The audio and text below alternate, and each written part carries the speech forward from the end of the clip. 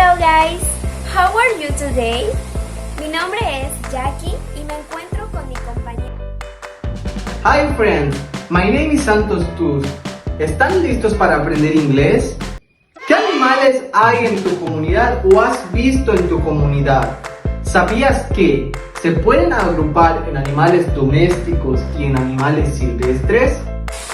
Bueno, el día de hoy aprenderemos 5 animales silvestres y 5 animales domésticos.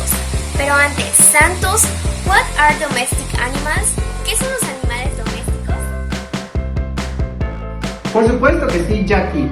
Estos son los animales que los humanos integramos a nuestras casas para que se conviertan en nuestra familia. Ahora, Jackie, dinos, ¿qué son los animales silvestres?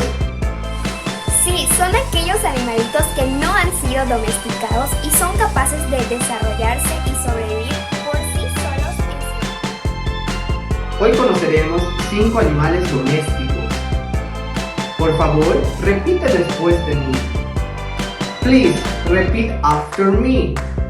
These are domestic animals.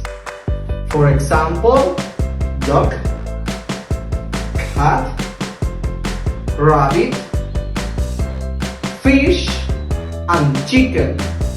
Ahora conozcamos 5 animales silvestres. Número 1. Elefante. En inglés, elephant. Número 2. Jirafa. En inglés, giraffe. Número 3. Serpiente. En inglés, snake.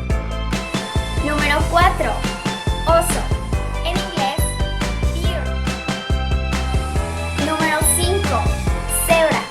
En inglés, zebra. Espero que hayas aprendido algo nuevo hoy. Esto ha sido todo por hoy. See you later.